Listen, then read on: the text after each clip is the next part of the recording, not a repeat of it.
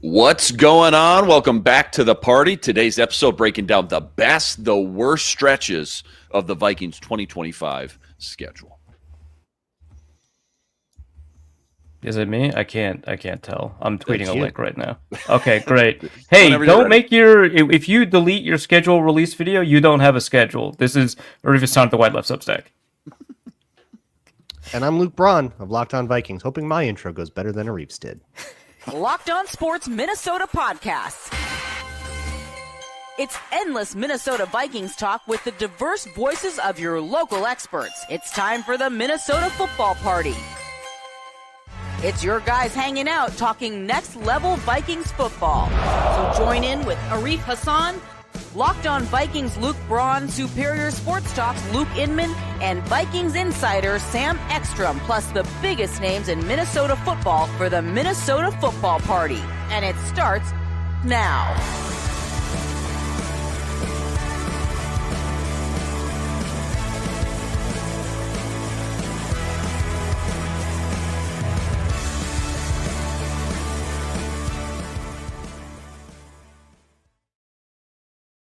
What's going on? Welcome back to the party in the Locked On Sports Minnesota Network. Your team every day. Fantastic lineup for you guys today. The Vikings 2025 schedule is officially here, breaking it all down, top to bottom, inside and out, best and worst stretches on the schedule. We're picking some of the biggest upsets, plus Ron Johnson stopping by a little later as well. All that and plenty more. Remember, you can always find all our episodes right here on the Locked On Sports Minnesota Network, all the audio wherever you find your podcast. But before we get into all that, quick reminder, today's episode brought to us by FanDuel. FanDuel, right now, new customers, you're getting $200 in bonus bets when your first $5 bet wins. Go check it all out over at FanDuel.com today. All right, I can't wait to go through this 2025 schedule. Unveiled last night, obviously.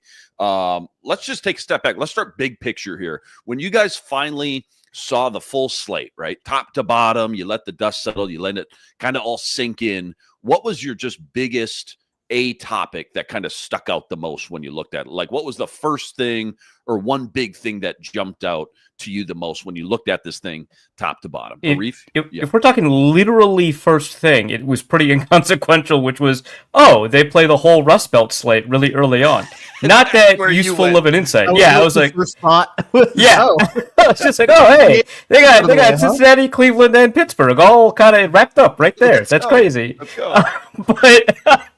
But I think that in terms of something meaningful, the first thing that pops up is the post-bye slate is pretty tough. It's pretty tough. So the Vikings have by win percentage or whatever other measure you want to use, like something like the fifth most difficult schedule, which I found kind of surprising. It looked like a tough schedule, but not like one of the toughest schedules. But I guess maybe schedules this year are distributed a little bit more evenly. I don't know. Either way, that stretch right after the bye where you've got the Eagles coming straight off the bye, and then you've got the Ravens somewhere in there. You've got, I think the Commanders are a little bit further back, but it is like a pretty difficult look. Eagles, just what's happening there. A short week, Thursday night football, Chargers, West Coast Chargers trip. Yeah, Amazon Prime. Yeah, Amazon Prime. And then at Detroit. Yeah, important that game's going to be. Now, granted, you get a couple extra days rest and time to prepare, which is nice. But then after that Lions game, the Ravens at home, Lamar Jackson, and then two more divisional games, Bears at home, at Green Bay. So, that gauntlet right there, man, coming out of the bye. After you just went overseas for back-to-back weeks, granted, again, you get the bye in there. But, that's a tough slate. And it makes sense, and we talked about this too. So many high-profile teams, high-profile quarterbacks. It kind of makes sense when you hear that the strength of the schedule is like the fifth toughest for sure. All the NFC North teams, though, are in that bottom 7, 8-ish, right? I think the Lions were fourth toughest, I want to say. Packers not far ahead, and then Bears a couple games easier, but still in the bottom 10 as far as just strength of schedule goes for sure. Yeah, it's a gauntlet coming out of that bye starting October 19th versus Philly. Luke, kind of just initial reaction. What was your kind of topic, first thing that kind of came to mind?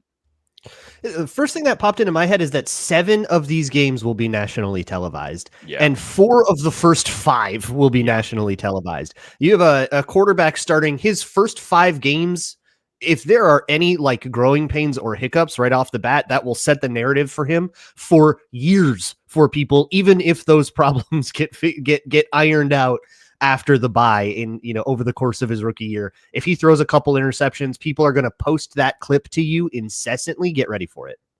Okay. It's almost like throwing the entire kitchen sink at JJ McCarthy to start his career. And then from there, it should only get a little bit easier as far as the logistics week to week goes. Now, again, we just talked about how tough the actual schedule is coming out of that bye and whatnot. But you're right, like 4 primetime or 4 nationally televised games of your first 5 weeks. That's just it's like getting in the batting cage and going in the 90-mile-per-hour one right away. And it's like, okay, that's impossible. Now let me go back to what actually I'm going to be facing more weeks than not. Let me go to that 65-mile-an-hour cage. Okay, this is more of my bread and butter, right? Yeah, those aren't the hardest teams on the schedule, though. No, they're not. Chicago, no, you're absolutely right. They are not. Chicago, they are Cleveland. not. It's situationally the most situationally maybe, but it's just but a lot of pressure. Yeah, for sure. So you've got obviously like you mentioned, like the national, including the primetime games. You've got the Vikings opening by going to Soldier Field, an area where we talk about how difficult it has been for the Vikings to play there. I think recently that's not really been the case, but we've got kind of that mental block of like playing at Soldier Field, and that's how you're starting the season, right? And then you go international, and I don't know, like you've got like these primetime games, you've got these situations where it feels like, I'm not saying the Vikings are like set up to fail, but they're set up to have adversity. I don't know how else to put it. And then coming off the bye, you've got that Eagles game, which it kind of sucks that you've got the bye to a Sunday game and then you go right to a Thursday game. It'd be really nice if you could go from the bye into the Thursday game, but it's how it is. Yeah, I'm with you guys. I mean, it's showtime. Like, that was my first thought. Like, NFL wants to see JJ McCarthy, KOC, Justin Jefferson under the bright lights on primetime. JJ McCarthy's first, not 1, but 2 professional games of his career are a Monday night football game and a Sunday night football game. Has that ever happened before? Like 4 primetime games right out the gate, and then 2 more games overseas nationally. And you also play on Christmas Day as well. So 7 games. You're right, Luke, 7 games where you're the only team playing in the NFL, you and your opponent, obviously. All eyes on you, kind of front and center around the entire country watching you. The JJ versus Harbaugh showdown on Thursday Night Football, that's going to be loaded with a bunch of good storylines on a short week, though. Again, traveling to the West Coast in LA, it's a big boy lineup, man, for the team, for the players, for the coaches, and for the fans as well. Like the NFL, feels like the NFL picked your team between the 2 overseas games, first time it's ever happened to a team in NFL history, and then all these other primetime games.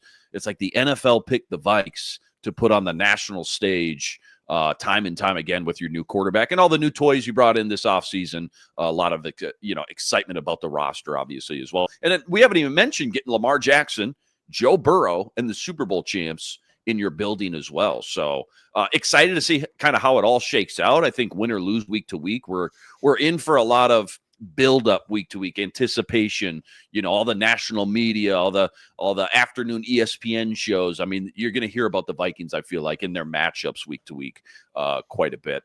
Here's another angle I don't think a lot of people really thought about too, because why would you?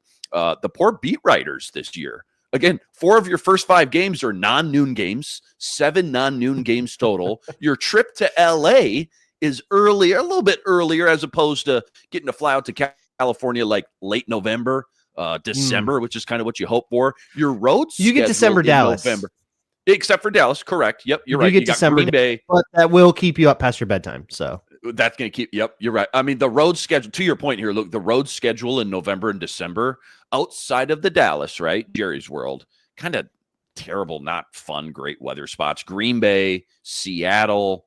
Dallas is fine, obviously, and then New Jersey as well. That's just kind of gross. And then again, you got plans on Christmas? Think again, man. Cancel them. You're working, my friend. Christmas Day on Netflix versus the Lions, no less. Like, don't even think about frustrating Lions loss on Christmas for everyone to talk to their dads about. Dude, like, wonderful, dude. Yeah. Don't even think about. Yeah, 'tis the season. But don't even think about using that that PTO or your sick day, because that's one of the biggest games on the schedule. So these beat writers, man, Alec Lewis, Ben Gessling, Andrew Kramer, all these guys, those guys had to be bumming a little bit behind the scenes, back of their head, because that's a tough lineup too, logistic wise, with not many breaks. What's kind of the peak in the pit of the schedule? Best stretch, worst stretch? Kind of already touched on the worst stretch, I guess. But as far as like best stretch for the players go, maybe the worst case, short rest, long travel, just brutal opponents, best and worst stretches, I guess, at first glance. What did you guys think? Yeah, so after this brutal like Philly, Chargers, Baltimore stretch, you go at Green Bay, at Seattle, at home versus Jaden Daniels, at Dallas, at New York. 4 of 5 on the road in November, December. That's just going to be brutal, even though none of them. I don't know that there is a best stretch. Yeah, like looking at this, there's no breaks. Like, the matchups in the beginning are great, but then you've got this big international trip and night games, and like so that kind of makes it hard. Right. It's kind of spread out. Yeah, so it's just going to be an onerous schedule. Like whether or not it's difficult, which we know based off of what we can tell from opponent strength of schedule, which is not like locked in stone. Teams surprise us all the time, but we know that it's supposed to be a difficult schedule just in terms of the opponents, but just in terms of the logistics, it's an onerous, a lot of effort, right? Put into what the players have to do with like constant travel after a difficult spread of games at home, with like the international stuff. You finish with obviously the 2 division games that are difficult. So I don't know. Like I don't know that there is a best stretch. It's just all tough. Yeah, well, I okay. If I really had to dig deep for like the best stretch, I'm thinking later in the season. I personally don't think Seattle's going to be that great this year. Vastly improved. Week 13, maybe Seattle's starting to wear down a little bit. You got Washington at home. Maybe Dak Prescott's hurt again by week 15. The Giants should be out of it. Their quarterback shuffle by week 16, whether it's Jameis or Russell's on the bench by now, Jackson Dart. And then at least after that, you get the 2 most important games, which, as we all have seen year after year, like playoff implications are going to be on the line, week 17 and 18, Lions, Packers. At least you get both those at home too, which is pretty huge. But again, like I got to dig deep for that. You know what I mean? And there's a lot of what ifs in all those categories as well, it feels like. So yeah, not a ton of just, here's a 2, 3, 4 game stretch where, all right, you should be able to at least feel confident about going like a 3-1 there or something like that. It's just, it's week after week. It definitely gets tough. Give me one upset.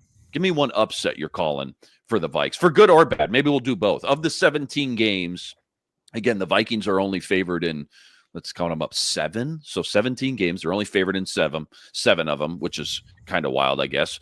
When you look at the Super Bowl odds right now, if you just go off that, they play 6 teams that are in the top 8 in the Super Bowl odds. They only play 2 teams that are in the bottom 8 of Super Bowl odds. So anyway, give me one upset you're calling out right now for good, and maybe one upset you're calling out for bad. If the Vikes get stunned by a team that on paper they definitely should have won.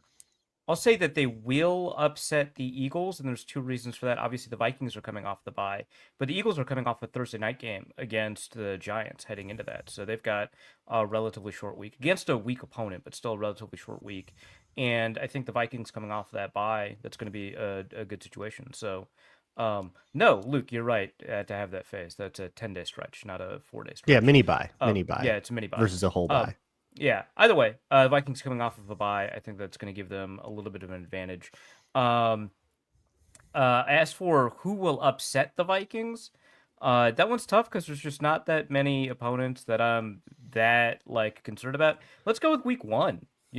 Make the season. Oh, there you go. tasty. Messy Monday night loss. Actually like that. Caleb Williams, JJ I actually McCarthy, like that. 2024 draft picks go hard. Ben Johnson's first game now, head coach, and I actually like that a lot. And I actually wrote down the Eagles as well. At home, week 7, again, coming out of your bye, rested up, should have a little bit extra prep over Philly, even though they're on that short mini bye. Philly coming off the Super Bowl, I always think about possible Super Bowl hangovers, especially in the first half of the season. Some of those teams start a little bit slower. You catch them in week 7 at home, coming off your bye. I like that as their possible upset for sure as well. I like that a lot more than Lamar or I don't even know what the spread is right now for the Joe Burrow game. Bengals at home. Maybe you probably should be favored in that, but nonetheless, I like Philly. In that, yeah. I like Philly for sure. I'm surprised they're favored to go into Dallas right now by 1.5 points on Sunday Night Football and win. Late in the season, Week 14, so much Market's can happen low on and will Dallas. happen, but Dallas is like third worst in the NFC for Super Bowl odds. They're seen as one of the lowest teams right now. Worst in the NFC? Yeah, well, part of they're low on the Dallas. division that they're in, of course, right? Like part of it's the division they're in. Yeah, you got to play Philly twice. You got to play Washington twice. Just a lot of bad vibes over there. But yeah, it's not looking great.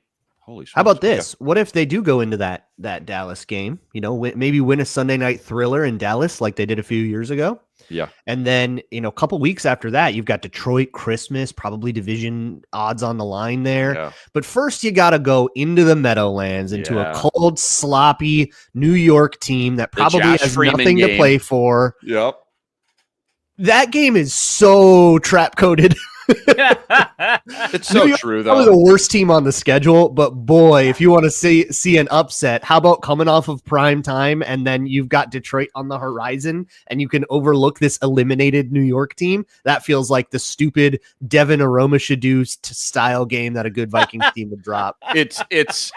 You're forced like 2-3 turnovers off Jackson Dart, but you're only up 3 points at halftime. They put in Jameis Winston. Jameis on the goal line. Comes, plays YOLO ball, and all of a sudden, Jameis makes a couple ridiculous throws. Josh Metellus trips or something in coverage.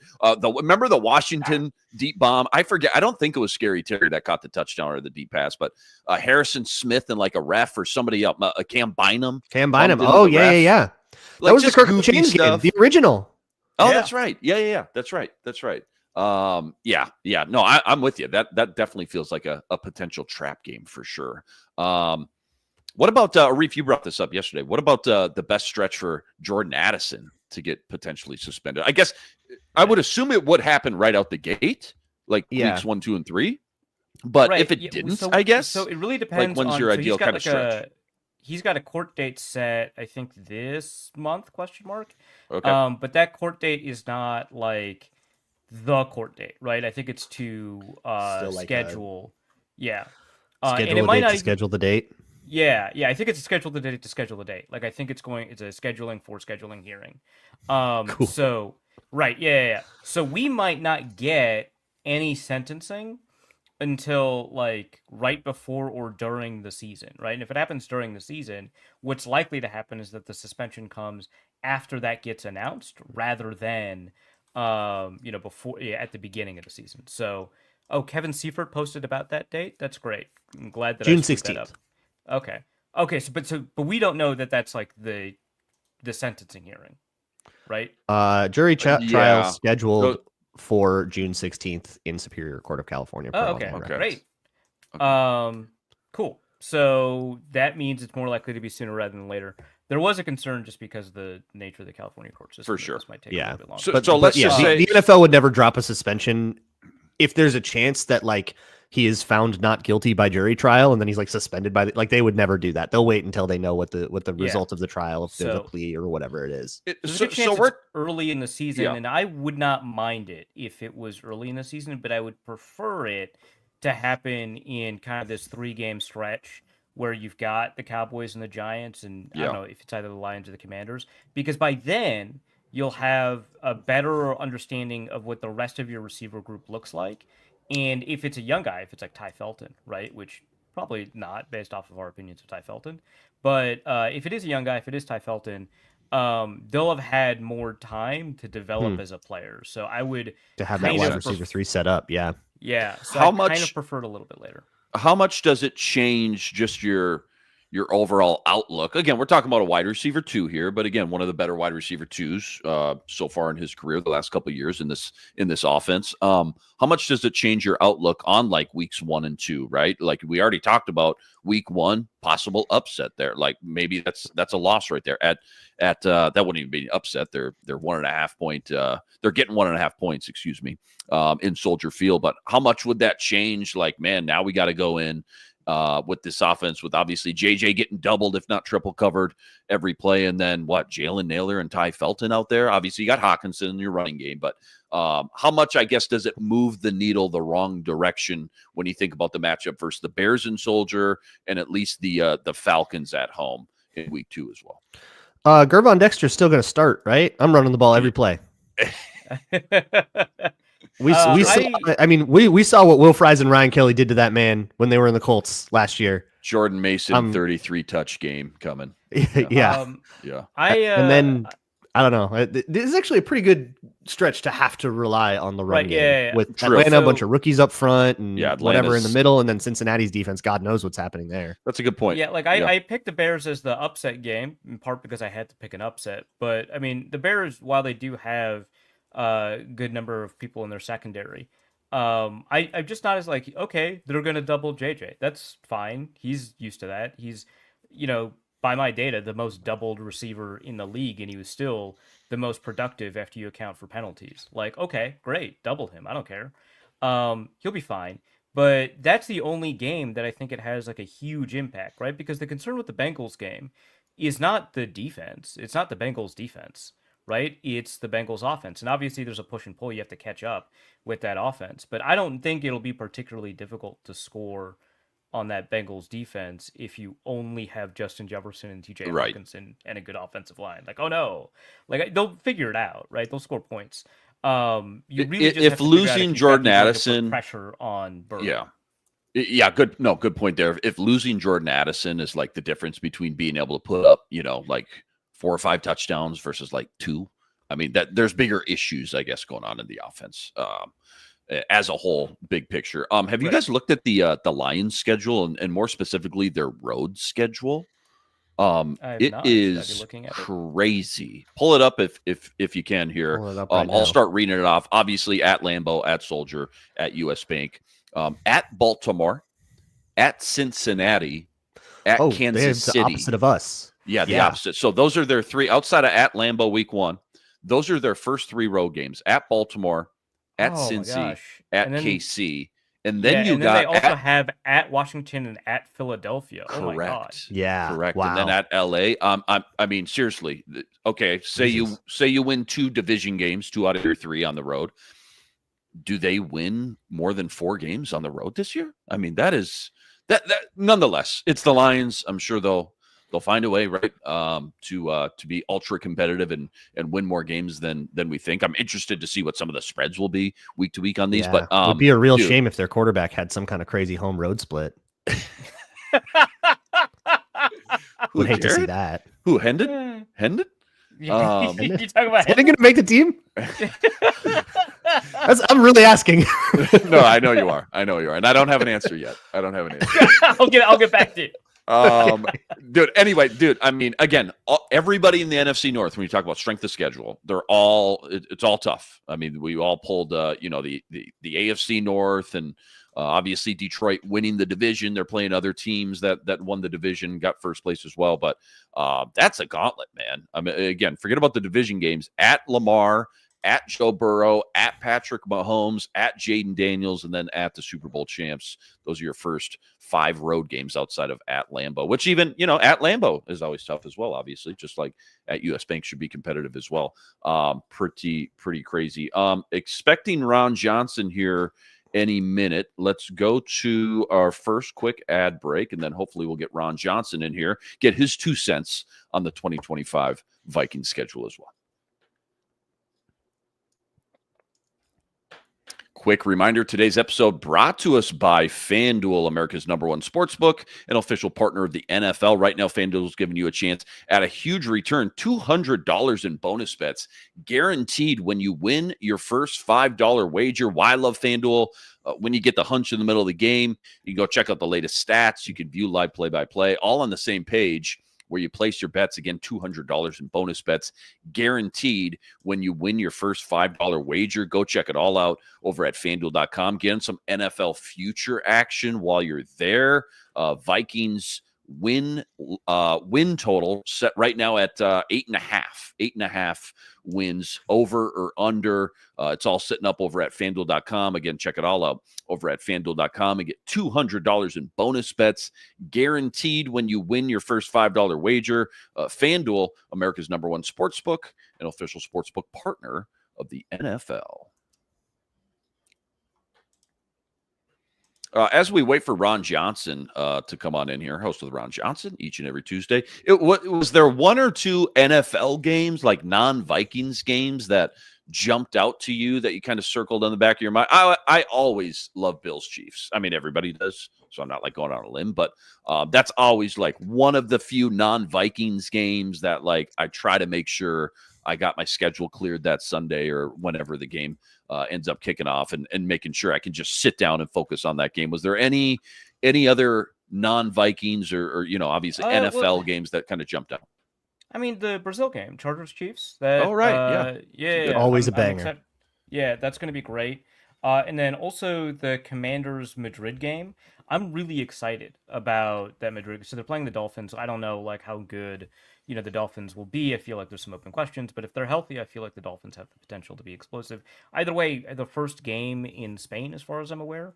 And I don't know if you've been to both an English soccer game and a Spanish soccer game in Spain, but it is a completely different atmosphere. I love it. I love the Spanish soccer atmosphere. It rules. And so I'm excited to see what kind of fireworks kind of emerge from a Commanders Dolphins game, and then also that occurring inside that atmosphere. I think is going to be really, really special. So those are the two that stood out to me. I guess it's kind of hacky to pick two international games, but they are pretty cool. It's international. prime time, right? You're not picking we're not going to see the Nooners. We're watching the Vikings, except for I guess 7 weeks of the season where we're not. How about week 3? Lions, Ravens, Monday Night Football. Oh, got to be a banger, right? Yeah, that's going to be a banger. That's going to be good. Yeah, and that's in Baltimore too, right? I just said that. In Baltimore. Right? In Baltimore. Either a banger, or I would love if that turned into a nice little hate watch, a little road meltdown for the Lions. Yeah. Lamar Jackson decides to go crazy, they lose Ben Johnson. It's either a good game or good game. Yeah. Or GG's. Whatever register you're at, whatever tone you're at. Yeah. Either way, though. Good game. So there's one other schedule thing I wanted to mention. 4 games against 2024 quarterbacks. We're gonna have some narratives right off the bat. That's a good Caleb point. Williams and Michael Penix 1-2. We're gonna have some narratives. Bang right out the gate. Yeah, good point there. Yeah. Schedule. So unless we don't run yet, schedule release videos. Yeah, no run yet. I haven't been able to watch all of them. Right. In fact, I haven't watched most of them, but I of course took the time to watch the Chargers one. Outstanding work, I think, as always. I don't know if you watched it. I did. One of the 2 Minecraft ones, except now it's one of the 1 Minecraft ones because the Colts. What was the story? Schedule release. I never watched the Colts Apparently, one. they disparaged Tyreek Hill in a way that. Yeah, I don't. I'm kind of surprised. Stick by that, man. Everybody's behind you on that. So wait a minute. Did they get embarrassed and like get backlash, and they're like, "We should delete this," or did they get forced? So let me just to tell delete you, Luke. I'm in the middle. Tell of me, dude. Like we're waiting. And then he freezes. Beautiful. Oh, then he froze.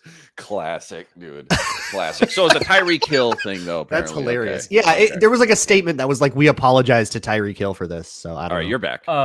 Yeah. Sorry. So they released a Minecraft video. It's a worse Minecraft video than the Chargers one. That's true. But like you've already mentioned, they have Tyreek Hill as a dolphin. Man. They show him getting arrested by the Coast Guard, right?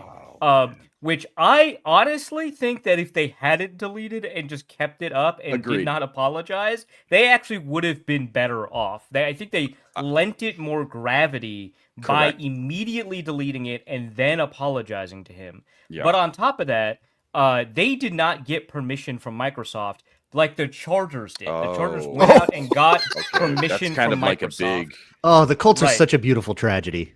Yeah, and so, which is crazy because I think in the end user license agreement for Minecraft, there's a very broad, like unlike other video games, there's very broad exceptions for you to use Minecraft content. A lot of wiggle room videos there. And streams. Yeah, it's like in the terms of service that you're allowed to like stream and stuff like that, which most video games don't have. They just allow streamers to do it. Minecraft explicitly allows you to do it. So the fact that they found a way to violate a very generous terms of service with Minecraft is surprising to me. I don't know, but I guess they didn't get permission from Microsoft to do it, where the Chargers did.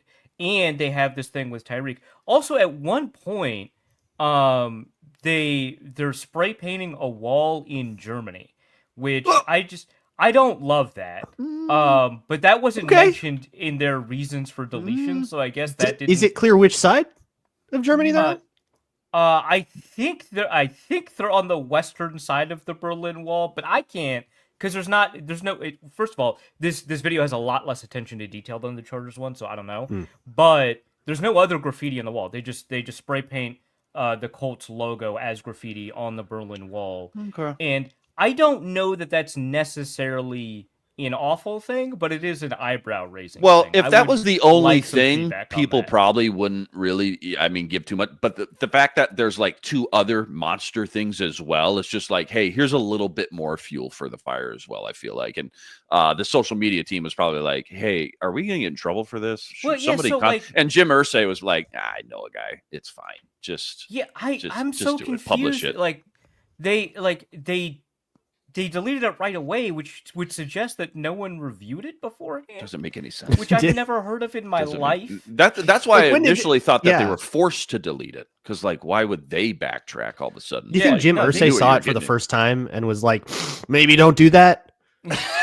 Oh, my God. Jesus Christ, dude. So I like the Chargers video as always. I'm having a lot of difficulty with some of these release videos. So the Vikings release video was good. I really like the tattoo designs in it. It was cute. The ones that are like the Ravens and the Seahawks, their release videos don't give you the teams that they're playing in order. And the Ravens one has too much skit. Too much. Like it's a Severance thing. They do basically the first season of Severance. Which I respect. I respect the idea. I respect like the that you swing. went for it. I like yeah. the aesthetic I like of the Seahawks one a lot. I did not realize that was not in order. What are you doing? Yeah, it's so frustrating. The Patriots one isn't in order, and I thought they had a lot of potential. They do like this egg drop thing where Joshua Dobbs judges everyone's little science experiment, which is really funny.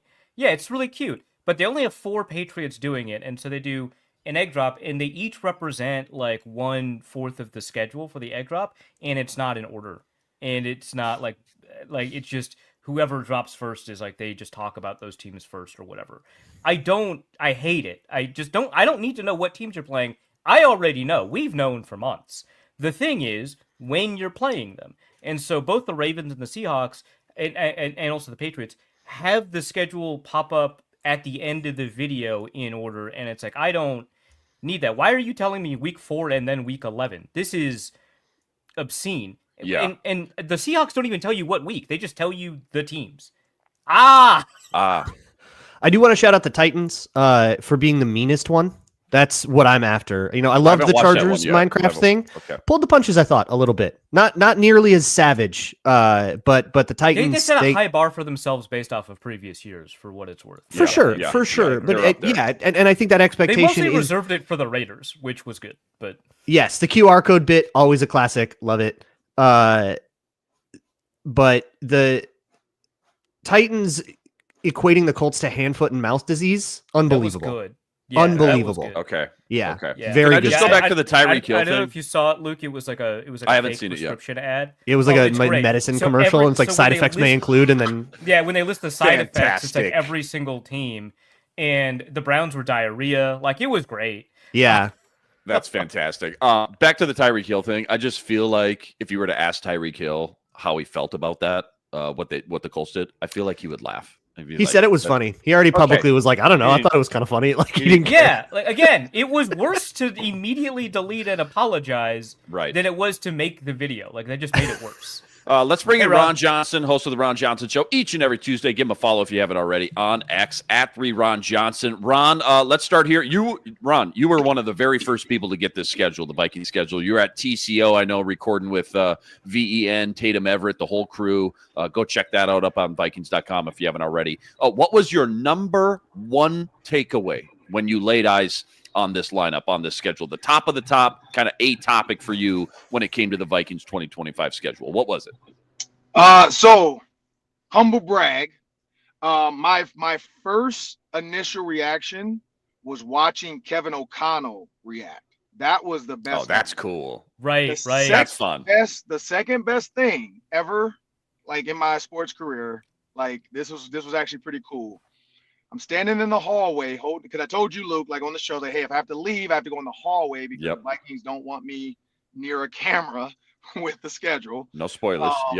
Skip Kruger, Vikings, one of the VPs of VN, he made a joke. He knew I wouldn't do it though, but he's like, hey, just make sure Ron doesn't tweet this out before 7:00. And so I'm standing in the hallway. Keenan McCardell comes walking by, and he's like, yo, you got a suit on. You about to be on TV? I'm like, yeah, I'm about to do the schedule. He's like, who we play first? So I was the first person to tell Keenan McCardell the schedule. So that was actually cool. So Keenan and I were standing that's there. fantastic. He's like going through the schedule. Then here comes Blake Cashman. He's asking me. Then I got CJ Ham walks over. You were the popular kid in the hallway. Yeah, bringing me class. Yeah. Aaron That's Jones awesome. comes over there, and then Oh man. Ambry Thomas, former 49er. He's my guy from Detroit. Kobe Yeah. King. I talk for, and I will say this though: Kobe King, Ambry Thomas, Isaiah Rodgers, Blake Cashman. Even I didn't talk to them about the schedule. The only person was like CJ Ham and Aaron Jones, because they were standing by Keenan McCardell when he was like asking me, like, man, we got primetime back to back. Man, that's cool. And I was like, yeah, man. I was like, it's a youth movement, man. They want to see JJ. They want to see what's his name? Caleb Williams. I'm like, then they want to turn around and show you guys Caleb, I don't know. So, Caleb something? I don't know. Caleb something, I just was like, my biggest reaction was, with the number of primetime games the Vikings got, it felt like a real youth movement of quarterback. Like, For it felt sure. like we want to get these younger guys on TV. We want to make sure these younger guys, are pushed out, because honestly, like the NBA, LeBron James, Steph Curry, a lot of these guys are on their way out the door. It's time Passing for the torch. Edwards. Yeah, Shea Gilgeous-Alexander, Anthony Edwards. Like, I think that's Tyrese Halliburton. I think it's the same thing with the NFL. I think they're like, look, if JJ McCarthy is what we think he is, let's get him on TV. Let's show the world what he is. Let's get him before everybody else finds out. And, you're going to get Caleb Williams and JJ McCarthy, quote unquote, the number one pick from that year, and the quote unquote best rookie first year quarterback from this year. Because JJ McCarthy is going to be the best first year quarterback by what everybody's standards thinks this year. So I think that was a cool one to get back to back. But my tweet yesterday, or the day before yesterday, was dead on. I was like, the first game is going to be home on the road, but either way, 2 and 3 are going to be at home, and then they're going to have 2 international, then the bye, and then I was like, then they're going to kick it off with a big time opponent, whether it's a primetime Super Bowl, but it ended up being it worked out. It ended up being the Eagles. I thought it was going to be the Falcons because of, again, young quarterback, but you got the Eagles. You do get JJ and Penix too, week 2, to follow up the JJ versus Caleb show as well. Yeah, the Falcons got a lot of primetime games. I don't know if you saw the Falcons schedule, but they got a lot of primetime games. Interesting. Wow. They're pushing, like I said, they're pushing the narrative. That goes to your point more, Ron, then. I think they're really pushing this, and it's on Vikings.com, so I'm not making this up, but that's what I said because when we do the show, they give me the schedule, but then they say, okay, don't think about it. Which I'm like, how can I not think about it? Like, what do you mean? Like, I'm supposed to. Right. So I looked at the schedule. Don't think of an elephant, right? Yeah, don't think about it. And so I looked at the schedule. I gave them my predictions, my first reaction predictions, and I went back with Luke in the group, and I finished the show. And then I go back and I sit down and I do a re-reaction of like, okay, now after thinking about it. And so they kind of use both. They kind of like, here's your initial, and then here's your re-reaction. And it was just interesting to me. That's the first thing I caught, because I looked at some of the other schedules. I'm like, man, they're really pushing these youth quarterbacks on us. Like, and it's dollars though. You know what I mean? Like if you no longer have Tom Brady, Drew Brees, Peyton Manning, like what do you do? Kirk Cousins is kind of on his way out the door. Aaron Rodgers is out the door. Well, he might be back if Bruno Mars and the Steelers leave the door open for him, but that's the biggest thing with this is I feel like they're trying to really sell these youth quarterbacks to us so that now we create, and not us, we're old, we're done. Like my guys are always going to be the old guys. I'm gonna be like the guys that love Fran Tarkenton, those Vikings fans that, like that's gonna be me. But for the new generation of football fan, Right. It's to get them to like latch on to JJ McCarthy. We're trying to find the next Fortnite skin is what's happening. Yeah. Exactly. I gotta ask before I kick it over to Luke. What was KOC's just initial reaction? Was it like the draft room, like when they drafted Dallas Turner and moved up? Like, oh No, really? it was truly the primetime stuff. Like Okay. even and then Christmas, Yeah. And then I skipped over and I was like, hey, KLC, how's your golf game? And he's like, yeah, man, not going so good. I'm just hitting it hard though.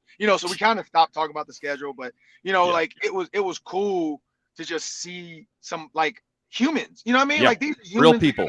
They gotta people. plan out their next whatever, through December, February, they got to plan out their life. And so it was kind of interesting to watch that all like Brian O'Neill's face was kind of like, oh, okay, we're on TV, like and then there's 7 games that the Vikings are the only team on at that time because they have like a 325. They have, so they are really getting pushed into this 7 games. Everybody in the world's going to watch. Can JJ McCarthy do what Justin Jefferson and Sam Darnold did last year? Can TJ Hawkinson be the star that he is? Mm-hmm. Brian Flores' defense, and again, I forgot Ambry Thomas was a starter for the 49ers. His injury was an arm thing. It wasn't a leg, a foot, an ankle, so his legs are fine. So yeah, you tweeted about him like earlier today. You were like, hey, he might be the 3rd cornerback. He might be the 3rd. Him and Isaiah Rodgers are 1 and 2 right now on that outside corner spot. Jeff Okuda's in that room with them. Byron Murphy, we know, was there. But, like, again, it's an arm. It's not a leg. And so he broke his broke a bone in his whatever this is, the ulnar radius. Or whatever. Yeah. And so he has a scar. He had it healed up, it's healed up. He said he's 100% ready to go. So his legs work. So he can run, he can cover, he can do everything he's been doing. The biggest thing now is like him. It's not Forrest Gump. It's not an Gumping It's not an ACL. It's not a broken Yeah. ankle. It's not an ACL. It's not an MCL. It's not a PC. Because like when it's those injuries, you see TJ Hawkinson on the other field for weeks. You know what I mean? Like Ambry is about to be out there from day one with these guys playing, in that spot, and maybe Isaiah Rodgers goes to the slot, maybe Byron Murphy travels to the slot, but Ambry is going to be right now at least in that top 3. Sorry, I hit the wrong button on my car. But he's going to be in the top 3, and I thought about that. I'm like, man, like he did it with a Super Bowl caliber 49ers defense. And so I think the Vikings might have found another injured diamond in the rough. You know what I mean? Like they got him off of injury. He got released because of injury. So, that's Kwesi buying low and having a chance to sell it high. So I really think the NFL wants to see this defense. And then even Kobe King, man, watching him next to Blake Cashman. Just wait. Be fun. That's just wait. wait. Yeah, that sounds fun. That his sounds size fun. alone, man, like he's built like a wall. Like he is physically thumper. Like, when you think about Gorilla versus 100, like Kobe King has got to be in that conversation to be one of your 100. Like he is built, like his neck is, he's got like the big neck, big traps. Like linebacker neck. That Takeo Spikes look going on, right? All right. A natural cowboy collar. Within like me and Kobe probably talked for about 7 to 10 minutes before he had to go lift. Within that time, Brian Flores walked by and said he's a guy. Keenan McCardell, when he found out he was from my high school or from Detroit, my area, Keenan McCardell was like, oh yeah, that's me. Josh McCown was talking about him. Like, so I feel like they like they all were saying it, like, yeah, we got him in that spot. So, I think he's going to be a guy, like I said, next to, you look at, I think it's him, Cashman, Ivan Pace right now. Cause I asked him like, where are you at? And he's like, I'm right in there with these guys. So, Brian Asamoah, I don't know where he's at in that mix, but yeah, it's going to be fun to watch. Yeah, a couple low risk, high reward guys they brought in for sure. When you think about the draft capital and then also just the money to get Ambry Thomas over here as well. I want to say real quick, Brian O'Neill, we got up on VEN, Vikings.com. You can check it out, 3-minute video. He said loves playing on holidays because we got to practice anyways on holidays. We might as well just play the game. So he was pumped to see. He was pumped to see that Christmas. He was pumped to see that Christmas game on Netflix. Luke Brown, then you get to see your family right after. So that's then you get to see the family will be in town, everything else. Luke Brown, what do you got for Ron? To either congratulate or comfort you. Hopefully, the problem was going to be is if they lose on Christmas Day to the Lions. I know. Like kids are going to be so sad opening their gifts at 9 p.m. Like. Like Look, that's gonna be such a sad. Kids aren't waiting, okay? Kids aren't gonna waiting. be- Kids aren't It's gonna watching. be like, Let's remember be that, have honest you seen here. that video of that girl dancing, crying, and she's still trying to do her Oh TikTok? yeah, the sorority girl or whatever right. it is. Like The little yeah. kid, the little Why are kid you that so got obsessed punished, with and me? so his Yeah, mom, yeah. his mom was making him dance in the kitchen. Like, oh, you Oh, want to dance in school? Dance right now. And he's like crying tears, and he's still doing the dance, the Fortnite dance. Like that's gonna be kids. They're gonna be crying, but they're gonna be. I got a PS4 with their new JJ, Yeah. JJ jerseys, I got doing a the Microsoft gritty Right, yeah. crying. They're gonna be Yeah. crying. Yeah. Like Well, now I've got a reason to log on to TikTok on Christmas. That's great. There you go. Yeah, Luke, what do you got for can't fun? wait. Yeah, Seth Wickersham releases a new book. In it, Caleb Williams and his father talk about wanting to play for the Vikings and being kind of disappointed to be a Bear. Is there a schism in Chicago? no schism. I think this is before the Ben Johnson era. This was during the draft, yeah. Yeah, I think Ben Johnson, the biggest thing with Ben Johnson and getting some of those draft picks and guys, I haven't actually seen this, if this is real, but if that is real, because I don't believe half the stuff people tweet out, and I'm not going to bash anybody from any other networks, but we know there's some people that love to say they have sources and they don't really have sources, and then they try to put out a story, and then they try. It's Seth Wickersham. It's Seth Wickersham. He's legit. Trust me. Okay. Yeah. All right. Yeah. If that's true, I think this is what I think. I don't think it's a schism in Chicago. I think that's a nod to KLC, to be honest. Like when you look at the Pasternak, you look at Sam Darnold, I think a lot of people really are loving what KLC is doing. And I'm not gonna say the player I talked to, but he was talking about figuring out offenses and defenses and talking stuff. And he's like, man, this Vikings offense is literally like Sean McVay mixed with, and I'm not gonna give out any secrets. And he's like, I know exactly what this offense is. And I'm like, man, that's cool.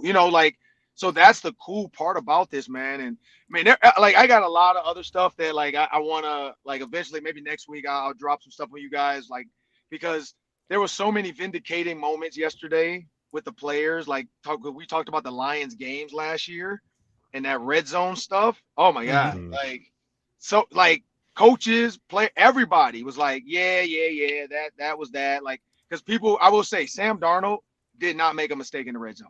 For people that think it was Sam Darnold's fault, that has nothing to do with what we've been talking about. But I asked that question. Interesting. All those plays were truly double move plays. That was not Sam Darnold. Sam Darnold held the ball because that was the play call. Because they were all double move plays. They were all double move plays. Interesting. Curious. Kevin 07 got away from himself again, huh? Yeah. So everybody tried to say Sam should have thrown the slant. He should have shown the flat route. And that wasn't the play. And so that was the thing. And yeah, there's a lot of reason to trust that, because why defend a player that doesn't play for you anymore? I think that's probably true. Right? It would be so easy to be like, yeah, no man, way they're that's running why we let him go. Right. Oh, here's the problem, not here's me. The mindset that these players have about facing Detroit: run the ball down their throat, throw the ball man to man, because they can't beat us. That's the mindset now. Because what I mean? I think it became let's try to trick the Lions and do what Ben Johnson does. Yeah. And you don't need to do that. You are better than them physically. Play fire with fire kind of thing. Correct. Yeah. Do your own thing. Better than them offensively. Just run and Aaron Jones was like, man, that's why I'm so happy to be back as a Viking. Because I told him, I was like, man, when he signed, I was like, man, I'm glad you're back. He's like, man, I'm glad to be back. And he's like, that was the one thing I was hoping, that I didn't have to find a new home. And so again, you think about, and then CJ Ham joked about the whole, I think with the Falcons said they're bringing or Lori said they're bringing the fullback back, or whoever said that. CJ Ham was like, I didn't know we were gone. He's like, I didn't know we ever left. Yeah. Okay. So that's the one thing, though. Sam Darnold, those plays. Interesting. He read them exactly how they're supposed to be read. The Lions just played better. That's kind of juicy info right there. Probably a big reason too why they put such an importance on going to get a guy like Jordan Mason as well. Just for those Lions matchups. And the offensive line emphasis, they're not going to stop doing this. They're just trying to protect it now. Right. Yeah. Run the ball. Yeah, You got some big hogs up front. You got Donovan Jackson now. You got Will Freeze. You got Kelly. The hog mollies. Yeah, for sure. Reef, well, Ron, I wanted to ask a little bit about the schedule release videos, because I don't know how involved you were with the tattoo idea, which I thought was really phenomenal, really fun, cute tattoos. What's Ron, do you have a Viking tattoo, by the way? Any tattoos? No, none. If I ever get a tattoo, it's gonna be because somebody close to me passes away or something. And I've been thinking until then you've got your modeling career to I've been thinking about getting one priorities with my dad or something, maybe on my shoulder where nobody can see it or something. But I haven't, I haven't had the courage to do that yet. Yeah. But I was standing there when the interviews happened and I was sworn to secrecy, like I couldn't say anything.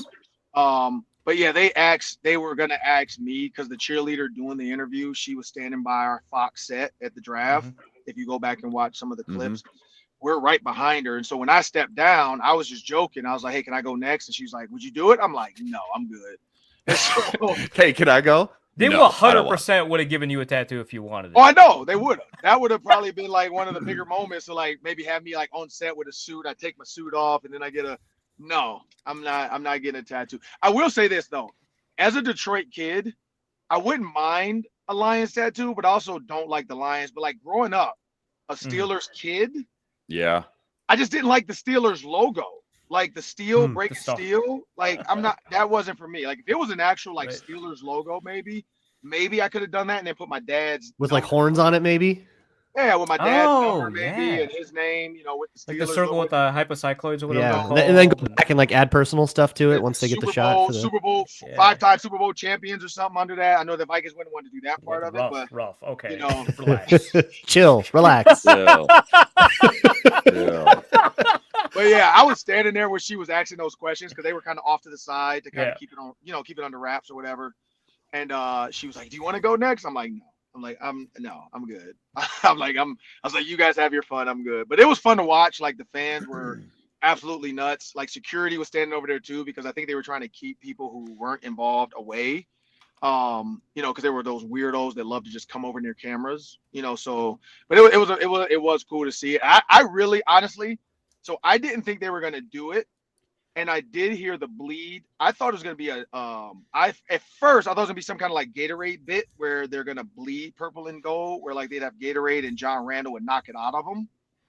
And that was I thought it was gonna be like, well, remember linebacker, offensive linebacker? Yeah, office linebacker John Randall. Yeah, that would have been good. That's right. That's what we were. John That's Randall originally would've what we gone were so thinking. Fantastic. So our original thought when we heard bleed purple and gold, we were thinking. Or purple and whatever. Yeah, purple and gold. We were thinking like, okay, are they going to get hit by John Randall?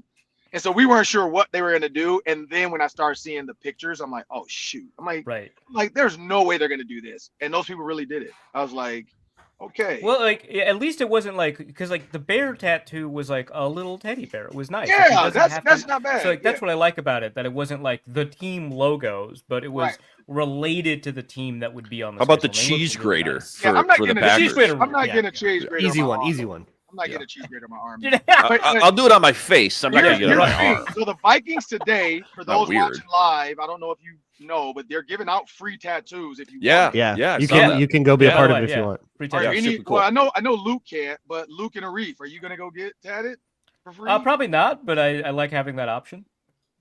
What's the over under? Like, do you Dude. think over Dude. 500 people? By the end of my life, I will probably have a couple of tattoos. But right No, now, I'm saying today. What's the over under on the free bit? Do you think like what? Do you Oh, think? how many people? How many people? Yeah, 100 people. Oh, I'd I say think about I'd say about 100 40 to people. 40 to 50 at least. 40 to 50. Okay, I'm gonna set the over. I mean, tattoos aren't at cheap, dude. So like to get them for 65. free, Yeah. 65 is my over under. that's a big value alone. Yeah, so I'm you gonna- get some I'm gonna people go- who already are into tattoos. They already got 7, 8. Sure, throw one more on there for free. Absolutely. Right. Yeah, that's what I wonder how many people are gonna show up. But the thing is, those people who have a lot of tattoos like trust their artist and their tattooing. Correct, Like so yeah. that's Oh, that's true. the other thing you Yeah. have to keep in mind Yeah. is they don't know. But fandom is crazy. Like people go, Right. Yeah. people show up Yeah. for like Viking stuff. No, I know. I- So I- that's I- why I set it at 65 because it takes time to do the tattoos too. So like I don't know. Yeah, I If don't you know. watch- Time they'll if have you to. watch the Vikings training camp, like fans versus like some of these other teams, it's unmatched. Yeah. for Yeah. sure. Like it gets No, so diehards. crowded at Vikings training camp, which is awesome. And I feel, but I feel like there's people that like would maybe get a tattoo like once or twice in their life. And they're probably going to wait for it like you, Ron, and be a little more special. And then there's people who get tattoos all the time and who probably Right. have a guy. Yeah. Yeah, Right. for sure. I told my wife when the Vikings win the Super Bowl, whoever the quarterback is, I'm getting their first name tattooed on my butt cheek in cursive. So this Right. originally started in 2009. It was going to be Brett, right? It was going to be It Brett. was gonna be Brett. And Brett. and Who was then it- who's and then it was Brett, almost buddy? Case, and then it was almost Case, which I wasn't loving at the time, but I'll take it. And so far, be obviously, Ace on your butt, dog. so far, yeah, so it's far, gonna be I mean, JJ. that was.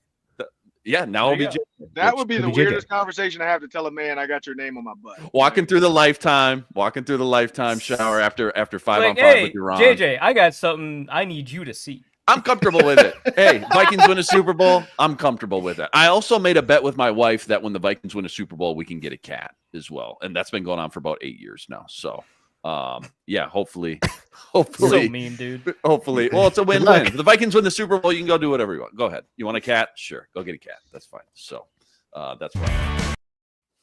Oh. All right, Ron, we better get you out of here. Ron Johnson. Go check him out, by the way, up on VEN, Vikings.com, with Tatum Everett and everybody releasing the schedule. Really cool stuff. Ron called it, nailed a bunch of stuff per usual for primetime games, plus some other great stuff. Check him out on the Ron Johnson Show, obviously, each and every Tuesday, and give him a follow on X, @3 Ron Johnson. I will ask the question to Arif and Luke, though. One of the questions you asked me, Luke, was over under primetime games or Andrew Van Ginkel touchdowns. Yes. I said over on the primetime games because I kind of had a feeling it was Kind of knew. Yeah. Well, had there I you go. known, had I known 4. Yeah. That's How it. outstanding would it be if you were still wrong? How crazy would that I be? know. Yeah, I'm still going Right. Gink. Let's So, right, so let's you're make saying history. Gink gets five touchdowns for Gink? Yeah, come on, let's go. Let's make history. Why not? You should I tell him said, there's like, a lot I on the said line. 2 You to- should I tell said him 2 the to pressure's 3. on. I said 2 to 3 for Gink, and I said 4 to 5 for the Vikings. So I gotta go Vikings. But yeah, Gink. If Gink gets 5 or 6, then hey, we're in business. We'll take Pressure's it. on, Gink. We'll take it. Ron, love it as always. Great stuff. We'll talk to you next week. Okay. All right.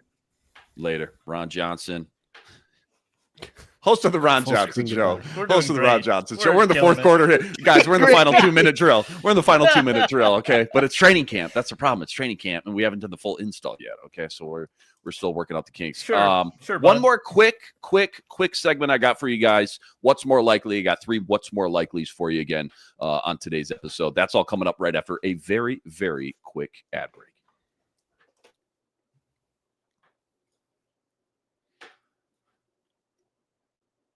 All right, final segment here. I got a couple more. What's more likely? What did we do last time? Dance pop. Again, less is more here on this volume. Dance pop, but right there. That's the sweet spot. Vikings edition 2025. First one up. What's more likely? The Detroit Lions 2-year NFC North title streak comes to an end, or JJ McCarthy wins a game in 3 different countries this year. What's more likely? Oh, I'm gonna go with JJ wins in 3 countries. I think that's more likely. I mean, the Lions don't have like a lock on that. You know, like, this is so distracting, Luke. they don't have a lock on the division or anything like that. But I just don't trust the Steelers and Browns. The Vikings also seem pretty comfortable with international travel. They also sent out an email about their international record. That was really good. They're like, hey, we're undefeated. We're pretty good. Going all the way back to that. You're just begging to blow one, huh? Yeah. So they're just begging the NFL to move a team, and they're just got their hand raised up, like we can't lose. Maybe that's how we win the Super Bowl. Okay. Yeah. Luke, what do you think? Same thing? Yeah. Well, so parlaying 2 games together is essentially what that is, right? You win in Dublin, you win in London, and then you're gonna win. You're gonna presumably you're gonna win a game in the United hopefully. Yeah, well, so I guess you are parlaying 3 outcomes, but one of them's not going to move things a lot. 2-15. But so parlay 2 games together, 2 games where, call it close to even, but I think the Vikings will probably be favored in both of those by the time we play them. And you can say like, what, plus 300, plus 400? I would say the field in the NFC North is probably better than that. Okay. I feel like I'm with you. If I were to lean one way or the other, definitely. I'm with you guys. What's more likely? Next one up. What's more likely? Justin Jefferson has a 2,000-yard season, or Anthony Edwards leads the T-Wolves to their first NBA championship. Which one's more likely? Oh man, I almost said Justin Jefferson before you finished the question. I'm really glad that I didn't go straight for that because I don't want to curse him. Oh no, yes I do. Reverse curse. Yeah, Justin Jefferson. Absolutely, you RJ that. Yeah, absolutely. Okay, you on JJ? So we've set up the Going JJ. Lock it in. Yeah, we set up the reverse jinx. Honestly, I think it might be more likely that Anthony Edwards leads the Wolves too. Like, it might actually be more likely, which is crazy to me. He's in the Final Four. I mean, yeah, 8 more games. in the conference championship. 8 more games here. Come on. Like, I just saw the last couple of Wolves games. They can't die. They'll never die. Yeah, let's go 8-6. Yeah, it's fine. But yeah, I think that is more likely, which is just a crazy thing to say. But also, like, the 2,000 yards is like, I think we got our closest chance a couple of years ago with JJ, which is not to say that like he's peaked or anything like that, but just in terms of the way production works and stuff like that. I don't know, like it'll still going to be a pass happy offense. I don't think there's any question about that, but I think the target distribution is going to be a little bit more diverse, and more importantly, I think you're still going to run the ball just a little bit more than you did, and I think that's going to be the difference. Is even though you're going to be in the top probably 8 in terms of pass attempts this year, regardless of how good you are in these specific games. I think that the number of pass attempts will go down rather than up in total, despite being a pass-happy offense. And so I think you're probably going to run the ball a little bit more. So I think more likely you're going to get Anthony Edwards. I think that makes sense. Yeah, again, being in the Final Four as well, too.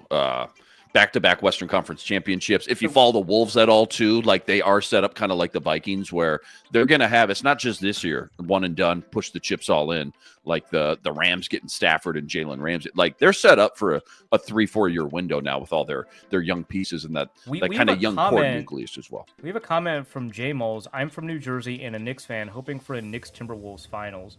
First of all, insanely cursed vibes there just from the franchises.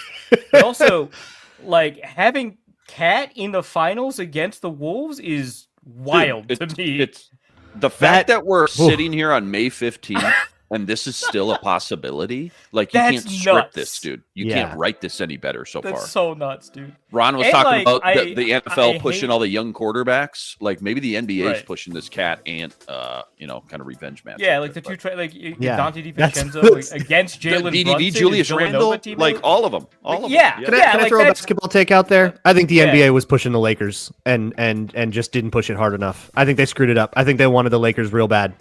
The NBA screwed up the rig. That's what happened. Yeah, I think they blew it. They made it up for it on the back end. I was gonna say, and then they doubled down on the lottery. So they wanted the Luka thing. They wanted Luka to be going hard, and then Dallas to get like they were doing a story, and I think they screwed it up. Dude, there's about 2 or 3 too at the NBA. Yeah, there's about 2 or 3 teams, the Jazz and a couple other teams that got absolutely torched in that draft lottery. Just never absolutely torched.